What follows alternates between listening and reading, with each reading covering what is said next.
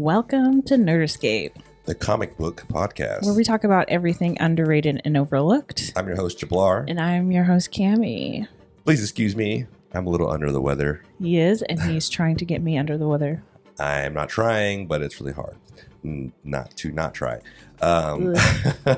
Yowzers. Feeling a little better, but hey, I'm happy to be back speaking to the void on Nerd Escape.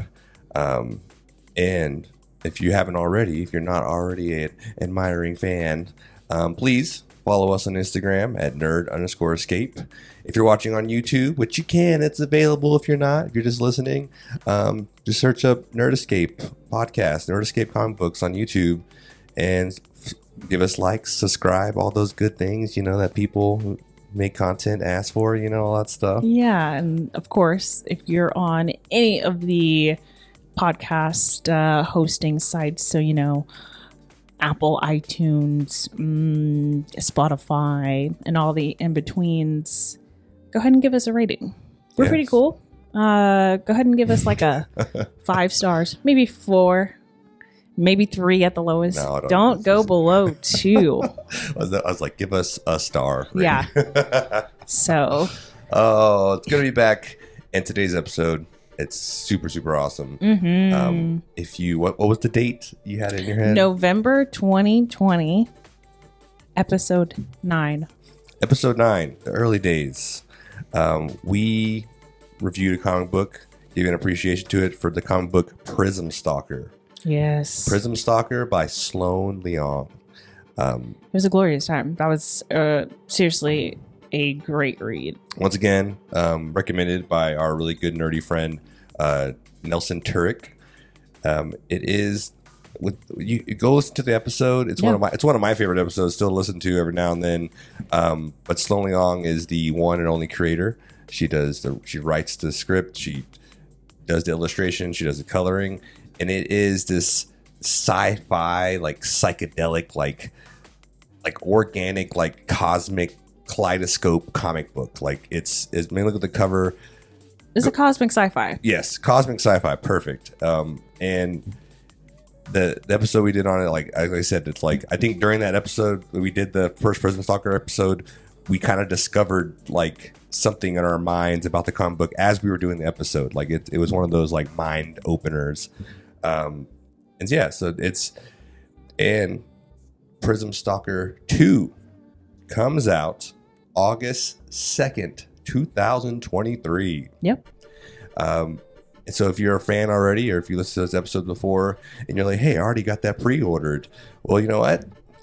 So Sloane reached out to us and gave us an ARC copy to review. So we just decided, hey, why not read, review, and have her on the podcast? Read, review, interview. Hey, Sloane Leong will be joining us. She'll be calling in. No. Yowzers. So stay tuned. We read Prism Stalker 2 already, and it was amazing. It was so good. Oh man, it's like, once again, it's just like this mind-bending comic book that just, if you haven't read the series before, go pick up Now's Prism your time Stalker. To Start it. It's awesome. Stay tuned, and please welcome Sloane Leong on Nerd Escape. Hello. Hi, Sloane. Hopefully you can hear us okay. Hello. Hi. Hey. Hello. How's it going? Good. How are you? I'm doing good. Yeah, sorry, I'm pretty much late, but hi. Oh, that's okay. You are totally fine. Sweet. It's going good. I just got back from seeing the Barbie movie. Oh, how was it? It was really cute. I had fun with it. Okay. I was actually just thinking that like a couple seconds ago we should go see that. We watched Oppenheimer already. Yeah. Oh, nice. Yeah, I saw that Sunday. Nice. Yeah. We did too. It was good. I'm a chemistry nerd, so I was kind of hoping for a little more details. Oh yeah. but that's just coming from my brain. Yeah, I was like, Christopher Nolan is not going to get scientific on us. yeah. It's gonna keep it kind of surface for sure. Oh yeah, 100%. Yeah. And he did. Sure did. Yeah, he did. Yeah. Uh-huh. It was just like Oppenheimer's a man, and he he did fucked up things. Yeah, Yeah. the whole entire time I was just like, how could he do this? I was like, he's a womanizer and doing all of these things. This is not acceptable. And I was like, it was the time period. And I was like, even then, it's not okay. Yeah, totally. Yeah, it was not a very satisfying biopic. Yeah, you're right. I agree with that too. But welcome to the podcast. Yeah, thanks for having me. Oh, thank you. Appreciate it. Yeah. I'm Jablar. I'm Cami. Yeah. Obviously. And we love your comic books. It's like Hey, we have thank the you. first Prism Stalker right here. Hey, nice. So we like to give the floor to creators to kind of like chit chat if they want about personal life, or if you want to jump right into Prism Stalker, the Weeping Star, feel free. So you have the floor. Oh, okay. I'm happy to just jump into my comic. I feel like I'm not doing anything incredibly exciting right now. I'm kind of a homebody. I work on my comics. I am currently trying to I'm currently overseeing the cartoonist cooperative with a bunch of cartoonist friends of mine. Oh, awesome. So we can talk about that later. But I'd love to talk about my comic with you. It's so fresh, or like it's like freshly getting to readers now. So it's slowly hitting me that people are like engaging with it, and I'm just very curious about what y'all think. I absolutely loved it, and I've got quotes that I was just like, whoa, I'm really fond of this. This is so good. I was like, it really, really sucks you in. And sometimes I've been having a hard time reading because I've been reading a whole bunch of different things like at once. But when you sit down and read The Weeping Star, you're like, okay, I have to have undivided attention so that I can focus, because at some point you get sucked in. And I think I wrote down in my notes, I was like, with this one, you can feel the visceral feelings that the characters are feeling. So I felt all of the, like, I legit was like, oh my God. I was like, well, what's happening?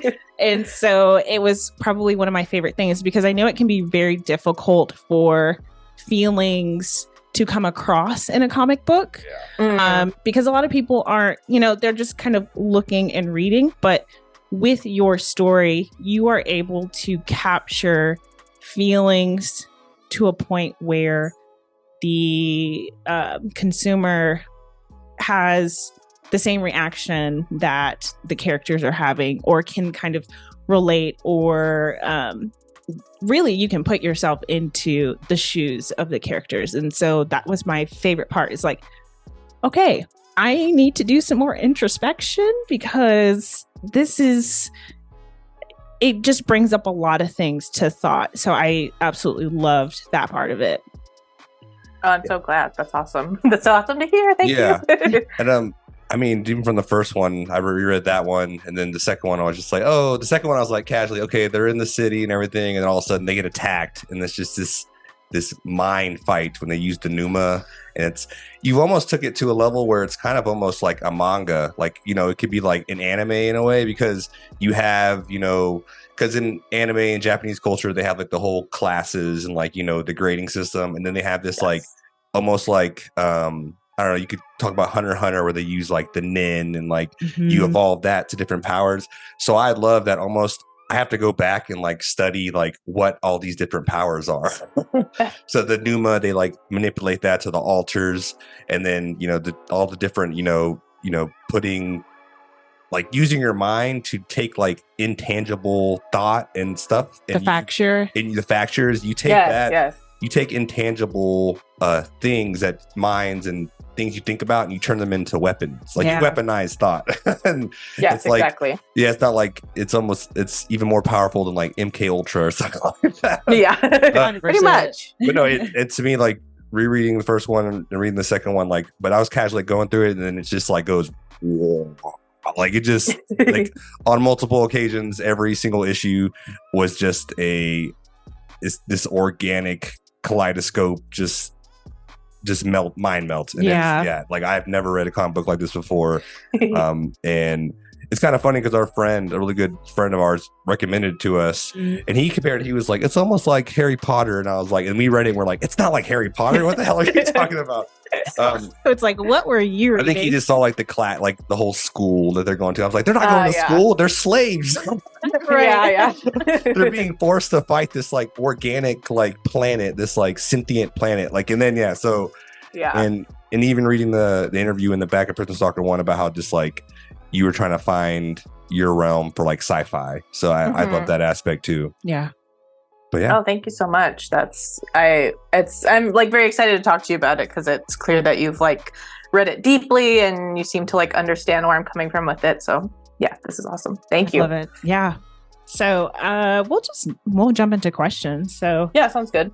I'm like trying not to drop my stuff. What guided you towards creating and storytelling, and specifically for Prism Stalker as a whole? Yeah, I think overall I came to art. I think I just had a natural disposition to always turn inwards. Even when I was very young, I was always very like crafty and like artistic. I would like my like catchphrase or like my slogan my parents would say was like, I can make something with that. So like they weren't allowed, they basically weren't allowed to like throw stuff away, like boxes or like whatever, because I could craft something out of it. Love that. So yeah, I was just one of those kids. I was always just like in my own world, building stuff, writing stuff. So yeah, just a natural disposition for that sort of, creative lifestyle, I guess. Yeah. And then with Prism Stalker, I started working on that maybe back in 2016. Okay. And I went through a few iterations across mediums. Like I got into like games for a while, and I was really into building like Twine, like choose your own adventure, like text-based games. Okay. So it started as in that format, and then I was like, okay, no, there's like too much here that I like want to control. Mm-hmm. And so I was kind of butting up against the like the user experience and interactive elements. So I was like, okay, I could make this like a novel. But then I was kind of clashing with basically the lack of visual elements to it, and there's just things that I can draw that I cannot describe in language. There's only so many words to describe abstract like thought and imagery. Yep. In English at least. So that's how I arrived at comics. As like comics as the medium the story need to be told in. Yeah. And then I don't want to go too far with this question, but yeah, that's kind of how Prism Stalker started and how I came to art. I like that, like the level of trying to figure out, okay, how should I tell this story? Because telling stories can be so challenging all in themselves.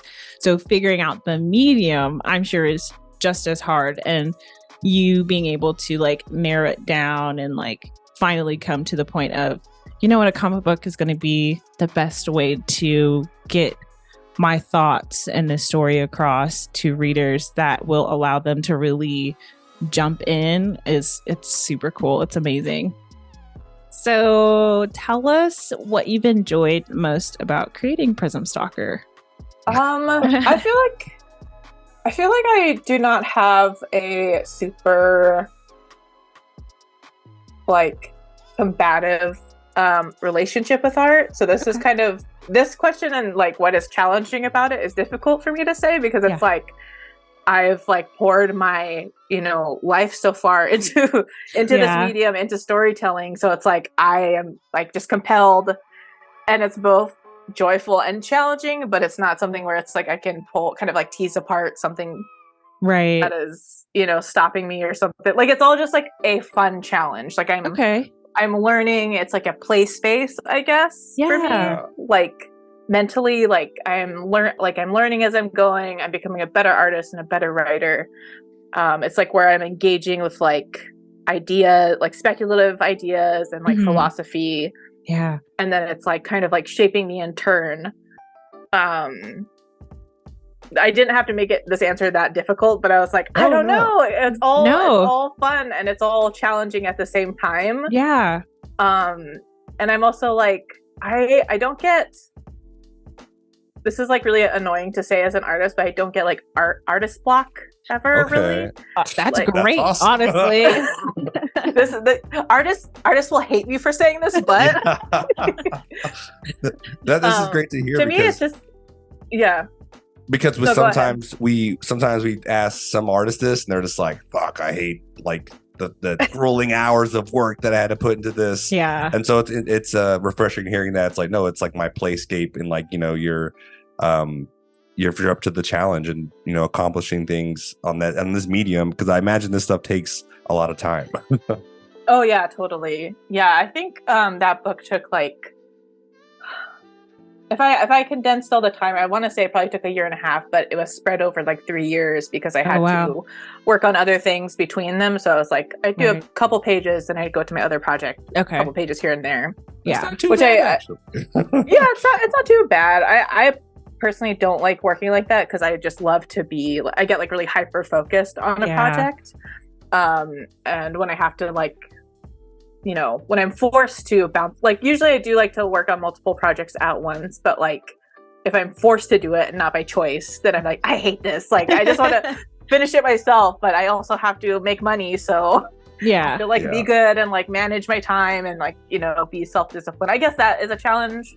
But I feel like that's more like on the practical side. It's not like the creative part of it. Yeah. Just like time management and like, you know, obviously the financial element of it, making sure that I'm spacing out my personal work with the work that will help me like survive.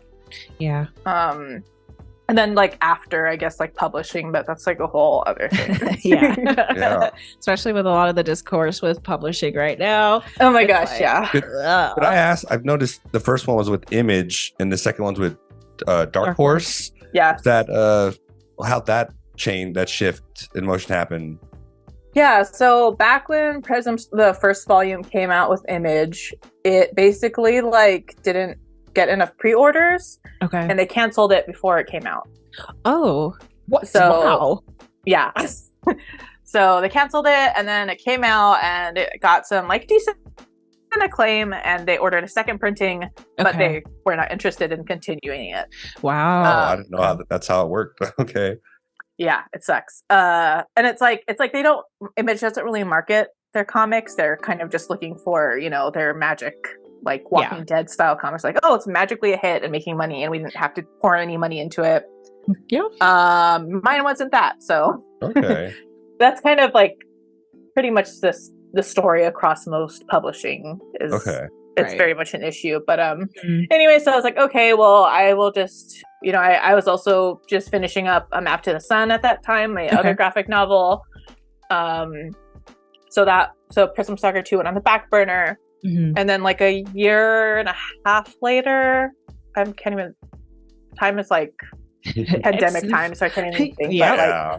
But an editor from Dark Horse approached me and he really liked the book and was like, oh, could we do the print the second one for you? And I was like, oh wow, I guess, but like you know, Image has the first book until they've sold out of their stock, so that makes it a little tricky, but they're like, oh, that's fine, we'll make it work. So yeah, they gave me like a small advance and were willing to print it, and I was like, that's great, because I'm not like I like self-publishing like small stuff, but I really did not like the idea of having to spend time and money trying to self-publish a bigger graphic novel. It was just it's not my thing. That's not all the time. While I'm lying, because I'm also kickstarting something next month, but for myself it was just like, I want to be done with a comic and then give it to somebody, they prepare it and get it out there. 100%. Yeah. Oh yeah, Dark Horse coming through. I know, right? I was like, wow, that's a surprise. That really surprised me, especially because it's like weird, because publishers would usually not want to take up a book that they don't have the first volume of. So I was just like really surprised, but yeah, they've been great so far. That's good. That's so awesome to know and see, because publishers are weird. They really are. Yeah. They're very messy, but at least that's what we're learning with these interviews. Like we talked to someone who worked with Boom Studios, and they were just like, "Fuck those guys." Boom. Yeah. Lot to say about Boom. It's like a lot of our podcasts, we're all just like, yeah, what about this publisher? You're just like, fuck them. We're like, oh yeah, exactly. Yeah, it's pretty rare to not find a publisher that has not dealt like shittily with some cartoonist or some comics worker somewhere, but some are For worse sure. than others. We'll for sure go hashtag image comics. Yeah. Big Yeah. yikes. So I'll just skip like the most challenging and most rewarding because that has already been answered. So where do you find most of your inspiration? I know in the first volume of Prism Stalker, you pull inspiration from your heritage. So you can go into more detail about kind of where that inspiration comes from your heritage and then flow into anything else. Yeah, totally. Heritage wise, like I'm Hawaiian on my dad's side and a few different tribes of Native American on my mom's side. Okay. So basically, both indigenous people kind of across the board suffer from the same flavors of oppression.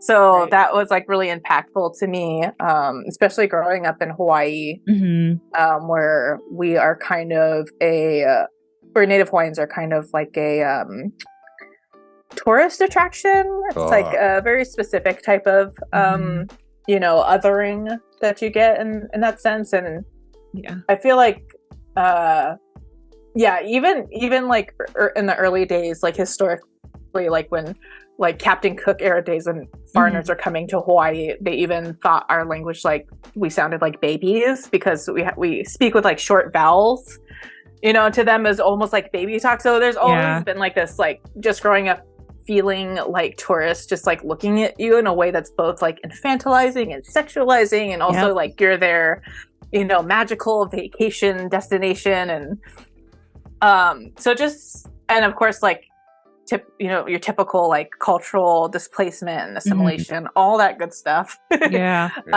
was a big inspiration, and it was something I wanted to always explore in this comic, but in a like fun frame. So like growing up, like a lot of other cartoonists, I read a lot of manga. I always really liked like magical girl stories, so like Card Captor Sakura, like Utena, Sailor Moon, anime too as well. And those were really inspiring to me because they were like, first you have like like play like transformative gender and roles, and then you also have like the girls, like the protagonists and their friends are like their like daily life is always as important as like the world wrecking plot that they're involved in. And I just thought that was always like a fun and interesting balance that I didn't see in other genres.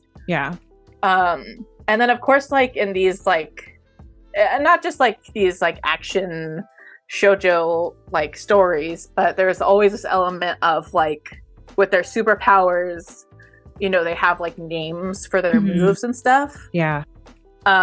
So there was always this like undercurrent of like like telekinesis and energy exchange, and that was always very interesting to me as someone who likes science fiction and also is really into the idea of like a future as like a radical future that I feel like isn't explored enough is like the biological and psychological elements of our future.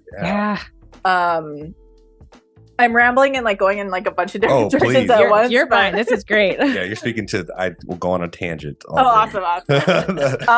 Don't get me started. And so I just I always really liked that genre of like magical girl like narrative tradition, and then couple that with stuff like like Le Guin's world building, Octavia Butler's world building, their styles of storytelling.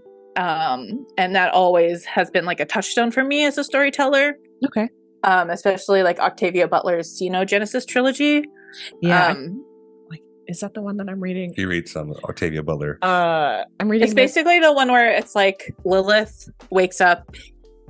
She's captured by aliens. The world is basically empty now. Yes. Telling me that. I think I'm on the second book. I've read the first one and I keep like putting down the second one and picking it back up, and I'm like this close to finishing. And I'm just like, I need to pick it up. I have all the rest of the books too, so I'm like, just pick it up and finish it.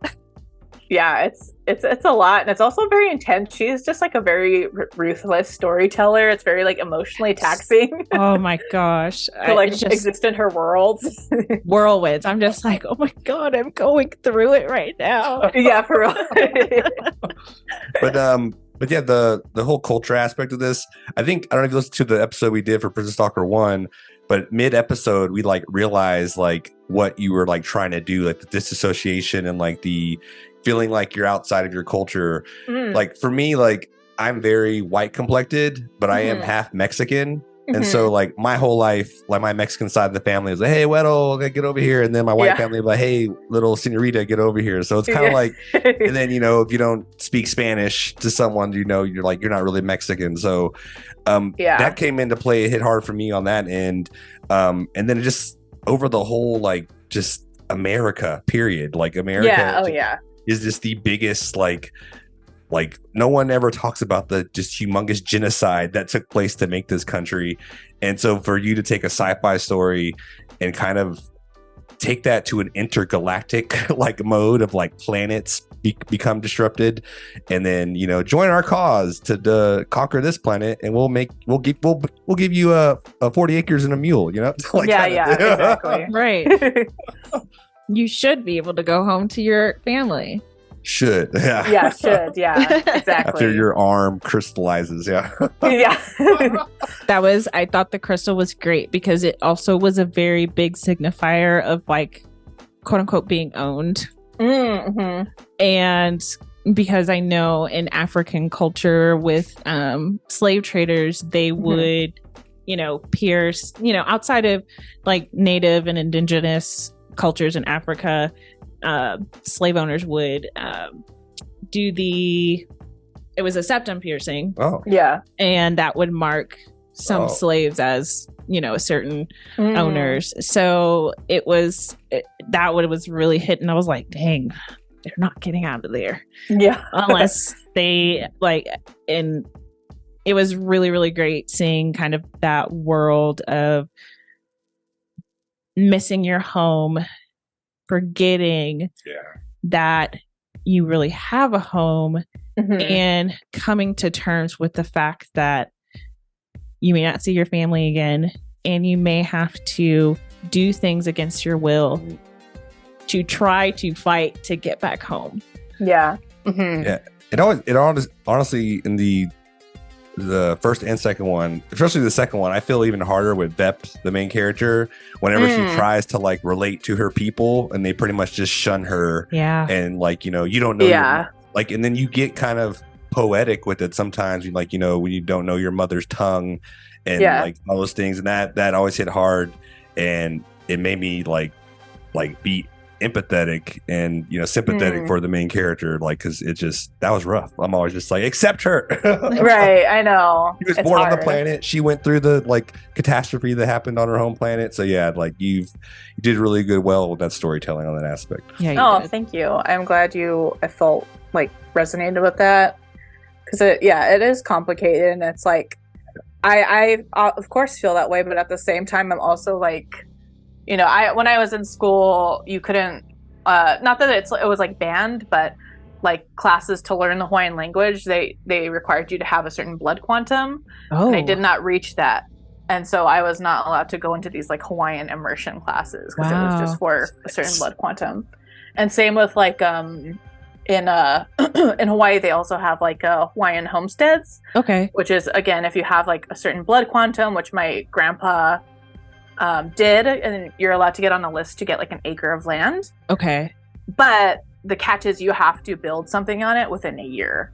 Wow. And something livable within a year. So like you could make a shack, but like you have to first import all the materials to Hawaii, which is insanely expensive. Yeah. And it's like they're like, oh yeah, it's free land. Like, look at what we're doing for the natives. So it's like, who has money to build on one of the most expensive, you know, pieces of land in America? Right. Not us. Not us, no. Jeez. Yeah, it's just like, I wanted to like have this like situation kind of mirror that, because it's just like ridiculous, you know, like these like fake institutions that are supposed to like it's like our native reparations, but like actually we cannot access them because we are already, Right. Yeah. So it's like a reparation in name only and not actually, very rarely helps out. But they're like, look, we're giving reparations. And it's like, exactly. Now you're still charging us for it. Wow. That's insane. I think that's just like your comic book, that's food for thought. What you just told us right there, that's crazy. Yeah. 100%. So do you see yourself in any of the characters you've written thus far? And it doesn't have to be Prism Stalker. It could really be any of your stories. I mean, I feel like, yes, like, I feel like they're all like facets of my perception, whether they've done things I've said or done things like taken actions that I've taken, that could be like true or not. But to me, the fact that I was able to dream up them at all means that something in them is part of me too. Right. And I feel that, but I also feel that's true with like any good art. You're gonna see yourself no matter like the identity or their like morality. Like, I feel like good art surpasses all that, because it's like at the core of it, it's like a good piece of art will be able to mirror your humanity back at you in a certain way, and that can be in an abstract way, or it can be in like in a theoretical way, or even a moral way. But I would say all of my work is a reflection of me in some way. Love that.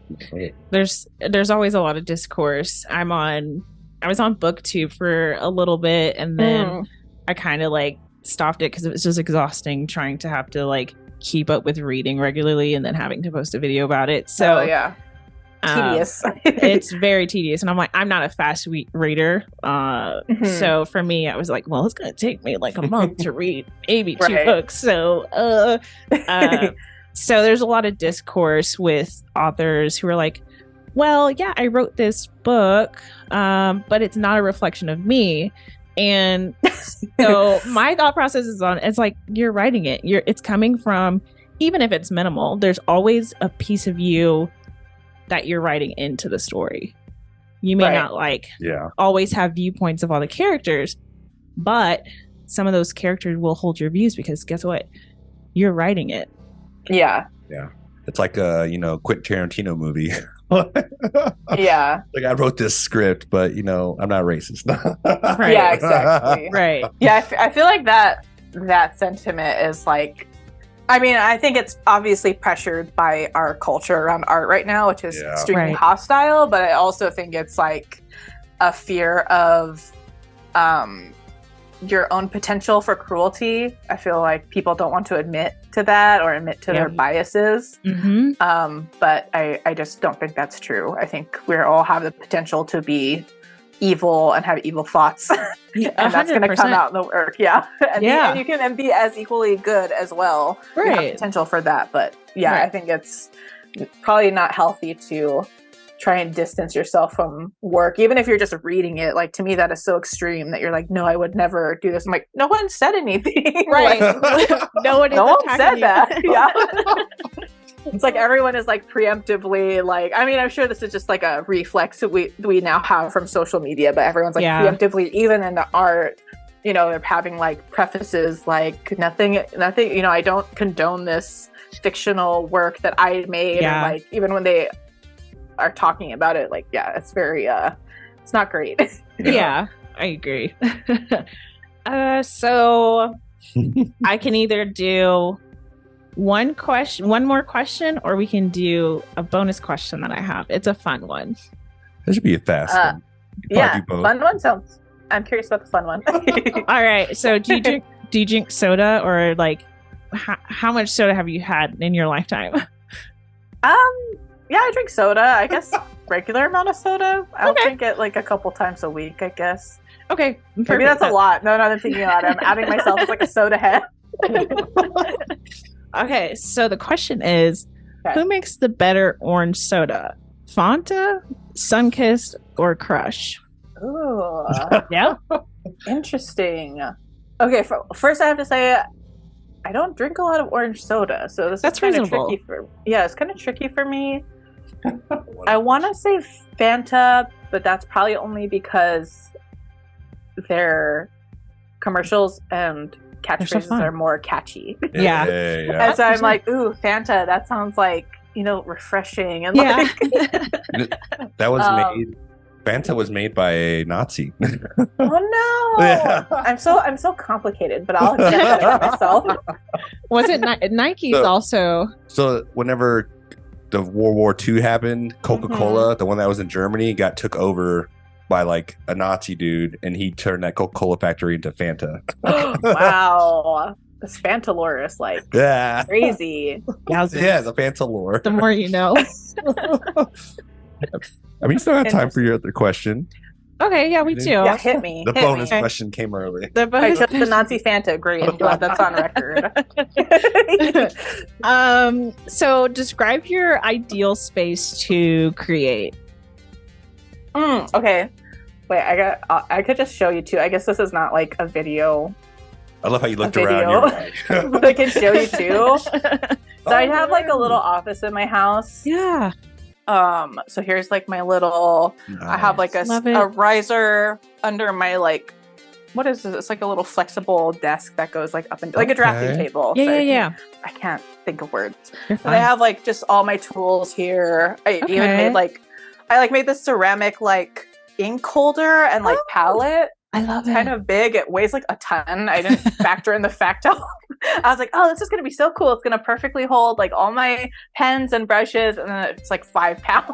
I'm like, okay, this is not a great idea. But yeah, I kind of need quiet, especially when I'm writing. Yeah. And like, yeah, I'm not one of those people like goes out at like cafes and can like draw and stuff. It's right. Like it's not my vibe. I gotta have like all my tools here, and I gotta be able to like move around. Like sometimes I'll work downstairs or even in my backyard, but yeah, I kind of can't do like crowds. Not a crowd worker. Totally understand. I'm sitting with the psychedelic like mind crazy art you have. I was expecting just like color all over the walls. Oh yeah, I do have this cool painting, or it's not even a painting. It's made of yarn and beeswax. Wow, it's a huichol painting, which is like a indigenous Mexican culture. That is beautiful. They're super cool. They're like one of my main visual inspirations. Here's like a beaded jaguar head also. Yes. That is reflecting of your art. Yeah. Yeah, for sure. But yeah, it's true. I don't have a lot of art. I have a couple, like, if you can see, those are like old portraits of like Hawaiians back when it was called like the Sandwich Isles. Oh, I love that. And they were what were they? They were drawn by like French visitors, but it was like the first. I had never seen these before, except when I went to Hawaii a couple years back and went to this print shop. Okay. And they were actually like, usually when they like render like natives, it's either like they look like scary monsters or or they just look like very sad and serious. Well, these ones are like pretty cool. They have like personality. They look like confident. Yeah. And like they don't look like scary. Like it looks like someone actually cared about how they were depicting these people. And they just like they look human, and like I'm like, okay, this lady here, she's got like super crazy hair that's just kind of like going in all directions. And love it. Anyway, so I have those there, but yeah, I actually don't like a lot of visual noise when I'm working. Yeah. Same with like when I'm writing.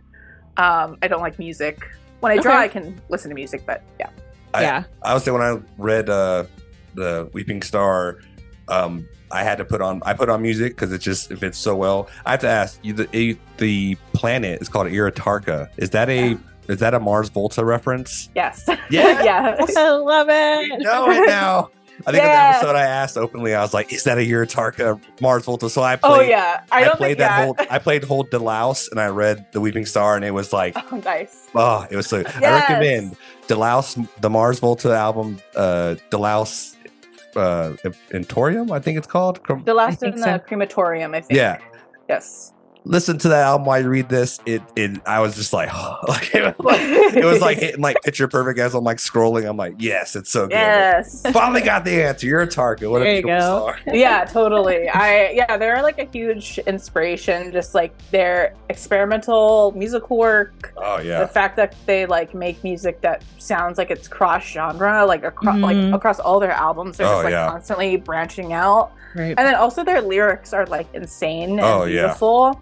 And those are also like a big influence on me, as just as a writer and like Your how I art try to kind of style my reflects prose. that. Yeah, because it's I'm like glad. they're very organic and like Mhm. like it seems like the whole album is just one big like song and an acid trip and like that's Yeah. like, yeah yeah it is. Oh yeah, totally. Yeah, I think also literally too. I think they constantly were taking drugs at the time when Yeah. they were together. So Yeah. If you get a chance, look at their picture on like Spotify. They look like a comedy troupe now. Oh yeah, Yeah. I know. Cedric and Omar, yeah. It happens. So funny. It's probably gonna sue me for saying their name on this podcast. I know, it's so funny. Oh, Well, Sloane, it has been an absolute dream having you on this podcast. oh, thank you for having me. I'm so happy to be able to talk about the comic with y'all, and thank you for all the kind words too. That's really nice. Nice to hear. You know, it connects with somebody. It's like all an artist can dream of. Yeah. Yes. It was a beautiful read, and I'm very much looking forward to volume 3. Yay! I know. Final volume. I'm excited to get into it. Have any pages been done yet? Not yet. I'm kind of Okay. in the middle of some other comic projects, but Okay. I want to get into it probably before the year is out. So Beautiful. yeah, it won't have as long as of a gap as between 1 and 2. So Okay. Yeah. Oh, beautiful. So, go ahead and plug yourself, your IG, if you have Twitter, whichever. I see a little tail wagging in the background. I'm like, Oh, did you see? My weenie dog. Oh. What was it? Oh yeah, you can find me at sloanesloan.com. Not sure how useful any social media is right now, but I'm Sloane Sloan on Twitter, Sloane Sloan on like Blue Sky, that Okay. ever takes off. Doubt it. And let's see. Prism Stalker, The Weeping Star, is available basically at all bookshops. Woo. You can buy it online, or you can pre-order through your comic shops if you want to treat your comic shop right. Mhm. Yes. And then if there's any like cartoonists listening, or comic lovers, I've also co-founded the Cartoonist Cooperative, Yeah. which is our attempt to kind of form what we can as a union, as close to a union as possible for us cartoonists who are all freelancers. Love it. So yeah, you can go there, support us. We have all our members' comics in this cool catalog, so you can find cool, original, weird comics that you wouldn't find anywhere else. Perfect. And yeah, that's where I'm at. All right. Love it. Hopefully this doesn't cut out. I hate Stay in touch, Sloane. Okay. Yeah. But thank you so much for being on the podcast. And there you have it, folks. You just finished listening to Sloane Leong and us talk about Prism Stalker, the Weeping Star. As we said, that's all I can say. Prism Stalker 1, mind blowing. Prism Stalker 2, it goes deeper into your mind and turns these intangible things and it's so freaking good. like I said, if you haven't listened to episode 9 of Correct. Nerd Escape, I think it's only on audio, so you're gonna have to go listen to go to Spotify, type in Nerd Escape and Prism Stalker, and we explain everything that happens in there, the setting, the characters. It's just this psychedelic, trippy sci-fi that has to do with being displaced from your culture, these all the things that Sloane just talked about, just put into an amazing comic book. And that was awesome. I'm blown away by this interview, just talking to simple folks who are doing amazing things. And I guess I should say, I was gonna say she's far from simple, but people who are down to earth, who are just freaking have these thoughts going through their head. Just amazing. To be able to story tell and storytell, not only through words but through pictures, is a true talent. Yeah. And chef's kiss. I'm grateful that we did this interview with Sloane, and being able to just pick her brain and just really understand why Prism Stalker is the way that it is. And go read it, please, folks. Yes. That was awesome, because this fact that our friend recommended this comic book to us, and we started this podcast, and it's like, yeah, let's just give appreciation to these comic books, and then the artist reach out to us. We're like, what? Like, okay. So it's coming full circle with these interviews. What did we say earlier? Something review interview. Oh yeah, read review interview. Read review interview. That's gonna be a thing now here. I forgot to tell Sloane some of my favorite quotes from. Well, go ahead. But so there's 2 quotes that were my favorite, and they kind of hit a very introspective part, kind of towards the end of Weeping Star. But the first quote is, "What is a you worth?" And I was like, God dang. I was like, wow, okay. I might need to go to therapy at this point. And really, that just kind of hit somewhere deep. And I was like, yeah, what is you worth? And then the second quote is, "The sequestered self only exists to acknowledge the presence of death." I have chills right now, but it just, because when you do sit with yourself to really ponder what is the value of life, and what is kind of, why are you here to exist, and why do we do the things that we do on a regular basis, death tends to kind of pop its head right in there. So it was one of those things where it's just like, dang, this is a really true statement, because you kind of always lend to that point. So those were my 2 favorite quotes. Again, such a great read. You should definitely pick up the first one if you haven't already. Pick up the second one, and then definitely come talk to us about it, like on YouTube, or even hit us up on the IG, and let's talk about it. Talk about it in the comments when we make the post, because it's so. I want to hear from everyone. We really, really want to hear from everyone, their perspective, and like just the praise, because Sloane did an amazing job with this, and I'm looking forward to volume 3 because it's going to be so dope. I cannot wait. Yes. So yeah. If you haven't already, follow us on nerd_escape at IG. You can talk to us, comment on us. If you're an artist and you're like, hey, you want to talk about your creation on this, hit us up. If you're watching on YouTube, hey, we love that medium. We actually show the panels on there of the comic books to get more interactive. Do the whole thumbs up like thing. Subscribe.